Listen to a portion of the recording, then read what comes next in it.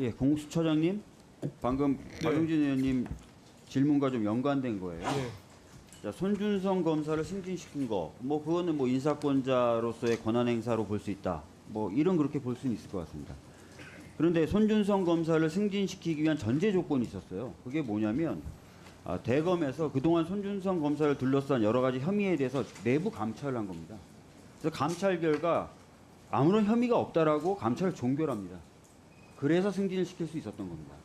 자, 질문을 좀 바꿔보겠습니다.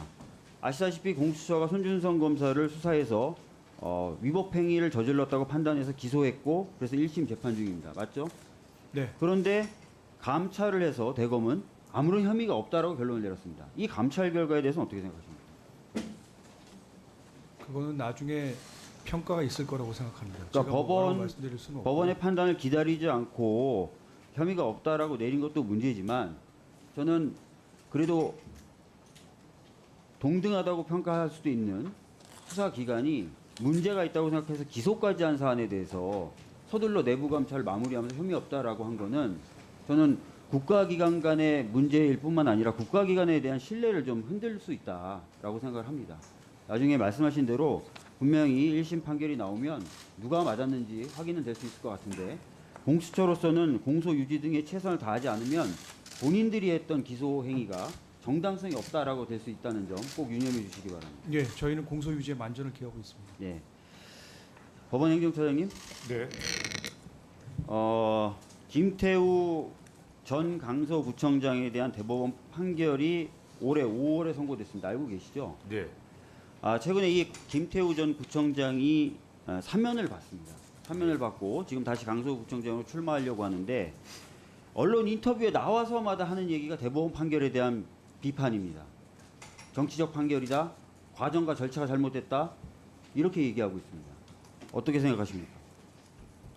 뭐 그분은 뭐 그 개인적으로 그렇게 평가를 하시지만 저 입장에서는 그 받아들일 수가 없습니다. 어쨌든 3신급에 걸쳐 가지고 동일한 결론과 동일한 이유가 있었다고 한다면 거기에는 분명한 충분한 이유가 있을 거라고 생각되는 거고요. 그런 면에 있어서는 뭐 개인적으로 이런저런 비판을 할 수 있지만 좀 더 그 재판 제도의 결과에 대한 좀 존중 같은 것들이 필요해야 되는 것이 아닌가라는 생각은 개인적인 생각 갖고 예, 있습니다. 당연하죠. 공직을 담당하려고 하는 분이 대법원 판결에 대해서 묻지도 따지지도 않고 정치적 판결이다. 과정과 절차가 모두 잘못됐다. 이렇게 얘기하는 것은 좀 맞지 않는다고 생각하고 심지어는 판결과 완전히 배치되게 자기는 내부 고발자다. 공익을 위해서 자기는 희생된 사람이다라고 주장을 하고 있습니다. 저는 이러한 태도는 반드시 바로잡혀야 된다라고 생각을 합니다. 감사원장님, 네. 방금 박용진 의원님이 질문하신 대로 유병호 사무총장의 배우자의 주식 관련된 행정소송 1심 결정이 나왔습니다. 네. 사무총장은 지금 1심 결정을 존중하겠다라고 얘기하고 있습니다. 예. 전 이에 덧붙여서 감사원이 규정과 규정 운영에 대해서도 좀 개선이 있으면 어떨까라는 생각이 들어요. 지금 내부 규정을 가지고 계시죠? 금융투자상품 보유 및 거래 등에 관한 지침이라고 가지고 계시죠? 감사원 내부 규정 예. 가지고 계시죠? 제가 지금 저 확인은 못 하고 있는데 예, 말씀하시죠. 예. 자, 이 규정에서 직무 관련성의 문제를 야기할 소지가 있거나 이런 거래 행위는 금지하고 있습니다. 알고 계십니까? 예. 자, 근데 이번에 판결 나온 거 보시면 아시겠고 제가 지난번 국감 때 질의한 거 분명히 제가 기억하시리라고 저는 믿는데 직무 관련성이라는 문제에 대해서 제가 이렇게 얘기합니다. 직접적 관련성뿐만 아니라 간접적 관련성도 따지게 돼 있다. 판례는 그렇다. 이렇게 말씀을 드렸어요. 예. 기억나십니까? 네. 저는 기억하시리라고 기대합니다. 네. 실제로 이번 유병호 총장의 판결에 동일한 취지의 기재가 돼 있어요. 그죠? 네. 자, 그래서 저는 이 직무 관련성이라는 부분을, 이 규정의 이 부분을 앞으로 해석하고 적용하실 때, 감사원 내부에서 네. 이번 판결의 취지대로 직접적 관련성뿐만 아니라 간접적 관련성까지도 좀 고려하시면서 이 규정을 판단하고 적용해 주셨으면 좋겠다. 그게 훨씬 더 보다 이 규정의 운영 취지에 맞고 감사원을 좀 더 투명하게 만들 수 있다라는 생각이 좀 가지고 있고요. 네. 두 번째는 이 규정에는 이 금융 담당 직원의 배우자하고 직계 비속의 경우는 빠져 있어요. 이 규정 자체는. 근데 사실은 저희가 이제 백지 신탁 제도나 이런 것들 운영할 때 배우자 주식도 다 포함해서 관리되도록 되어 있지 않습니까? 그거는 배우자 주식도 이라 하더라도 본인께 아니라 배우자의 주식이라 하더라도 자신의 직무에 영향을 미칠 수 있다. 그렇게 판단하기 때문에 이 백지 신탁 제도를 그렇게 운영하는 거 아니겠습니까? 그래서 그런 제도의 취지에 비춰봤을 때 이 규정도 저는 배우자나 직계 비속도 좀 들어가도록 바뀔 필요가 있다고 생각합니다. 그래서 제가 지금 말씀드린 거, 이 규정을 운영하실 때 직접적 관련성만 따지는 게 아니라 간접적 관련성도 좀 따졌으면 좋겠다. 그게 좀 훨씬 더 투명하게 만들 것 같다. 두 번째는 아예 규정 자체를 조금 손을 보셔서 금융 담당 직원 본인뿐만 아니라 배우자나 직계 비속 정도도 좀 이 관련된 주식을 갖고 있는지를 좀 판단하는 그런 식으로 좀 내용이 바뀌었으면 좋겠다. 이렇게 두 가지 의견을 좀 드리는데요. 어떻게 생각하십니까? 네, 일단 현재도 지금 금융 담당 직원에 대해서는 주식 거래 같은 걸 신고하도록 지금 저희들이 운영을 하고는 있습니다. 근데 지금 배우자까지 또 직계 중비속까지 이렇게 확대하는 부분은 한번 좀 신중하게 검토를 해봐야 될 필요가 있지 않나 싶어서 오늘 하여간 말씀 주셨으니까 저희들이 한번 검토를 해보겠습니다. 제가 전에도 말씀드렸지만 이 부분이 위헌적이다라고 사무총장이 주장하신 거예요. 배우자 주식까지 그렇게 하는 게 어디냐, 재산권 침해다.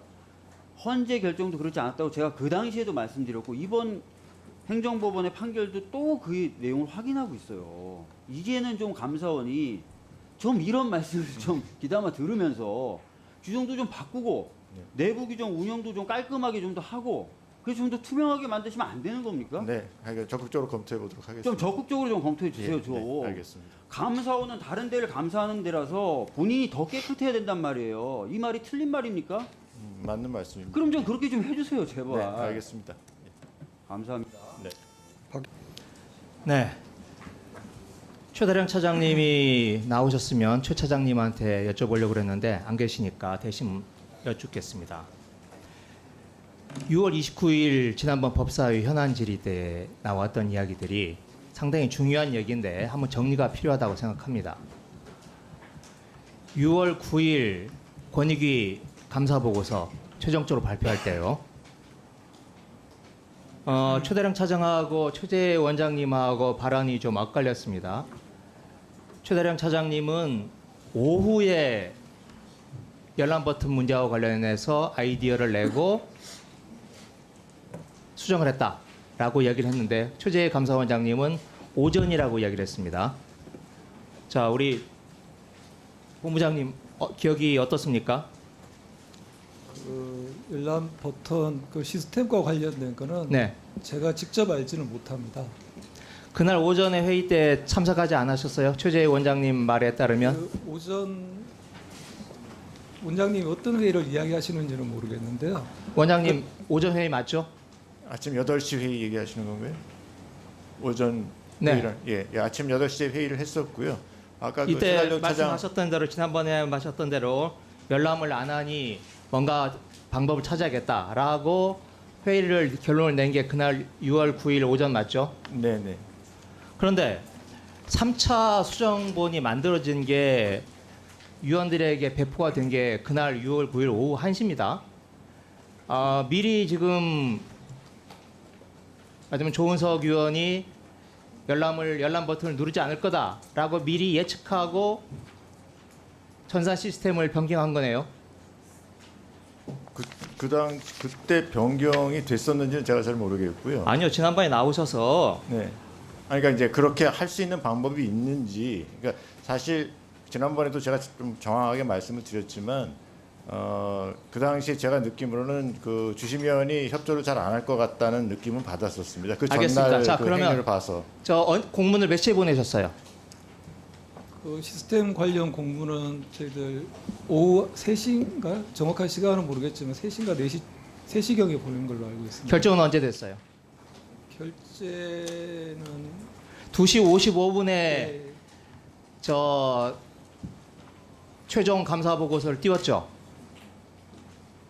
그러니까 저 조은석 감사위원이 그걸 열람할 시간적 여유도 없는 상태에서 시스템을 먼저 변경한 거 아닙니까? 아닙니다. 시스템은 그 다음에 변경이 됐습니다. 3시라면서 금방. 최종 보고서가 요청하신 게? 시간은 정확히 모르는데요.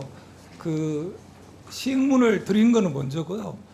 시스템을 바꾼 거는 그 다음입니다. 네, 알겠습니다. 그 시스템을 바꿀 때 특조 5과장이 전산 담당자에게 요청을 한 걸로 되어 있습니다. 같은 직급이죠? 예, 맞습니다. 예. 그런데 이 보고서 요청서에 보면 특조국장, 공직감찰본부장님 다 문서에 사인한 걸로 되어 있어요. 맞죠? 예, 예, 맞습니다. 이거 그냥 기조실장이 구두로 지시해도 되는 거 아닙니까? 기조실장 산하에 있는 전산 담당자니까? 뭐 그렇게 해도 되지만 이거는 감사 결과 시행과 관련되고 좀 중요한 사항이다 보니까 제까지 결재를 하게 됐습니다. 전산 담당자가 혹시 이게 월권이라고 생각을 해서 책임을 분명히 하기 위해서 요청을 한 건 아닙니까? 저는 그까지 듣지는 못했지만 그 상황에서 그런 거는 전혀 없었던 걸로 알고 있습니다.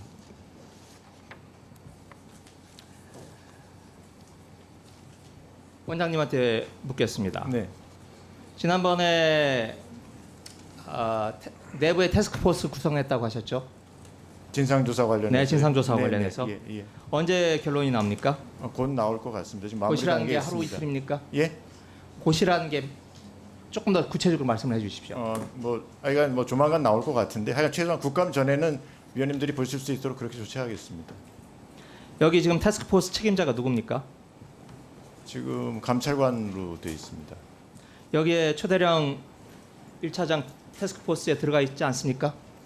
처음에 들어갔다가 변경을 했습니다. 언제 변경하셨습니까? 정확한 날짜는 제가 지금 정확히 기억을 못 하겠는데요. 그때 여기 아마 그 법사위에서 그 발언한 이후에 아마 바꾼 것으로 기억이 됩니다. 공 소장님, 네, 지금 압수수색 들어가셨죠? 네 지난주 수요일부터 압수수색. 네. 그 압수수색 영장에 피의자 신분이 있을 텐데 여기에 최다령 들어가 있습니까? 안 들어가 있습니까? 제가 뭐 정확하게 기억이 못 하는데 아마 들어갈 수 있지 않을까 싶습니다만은 정확한 건 제가 확인해 드리겠습니다 나중에. 네. 지금 공직자 이해충돌 방지법에 따르면 지금 조사 대상자인데 최다령 차장이, 그런데 지금 원장님은 그 사건을 조사하기 위한 태스크포스의 중요한 직책을 또 최다령 씨한테 맡겼어요. 당초에 그러니까 그 감사 라인에 있지 않았었거든요. 기조실장이었습니다. 기조실장이어도 이 사건과 관련돼서 깊숙이 그래서 개입돼 있고 지난번에 하는 나와서 부분이 자기가 먼저 손들고 특단의 조처가 필요해서 자신이 아이디어를 냈다고 얘기하지 않았습니까? 그러니까 그 부분 때문에 그 부분이 이제 여기서 문제가 돼서 그래서 이제 제가 교체했다는 말씀을 드립니다. 당초에는 그 결재 라인이 없었고 감사 라인이 없었기 때문에 기조실장으로서 그걸 갖다가 이제 책임지고 맡아서 처리하라고서는 네, 알겠습니다. 맡겼었던 거고요. 자, 감사원 보고에 따르면 수정본이 1차, 2차, 3차 세 차례 수정본이 있습니다. 그 3차 수정본을 열람을 시켰다 그랬어요.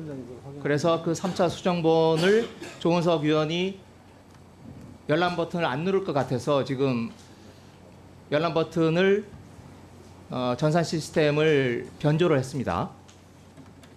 이 3차 수정본하고 최종적으로 나온 최종 감사 보고서하고 동일합니까? 약간의 수정이 마지막 일부 있었다는 얘기를 들었습니다. 어느 정도입니까? 미세한 정도라고 저는 들었습니다.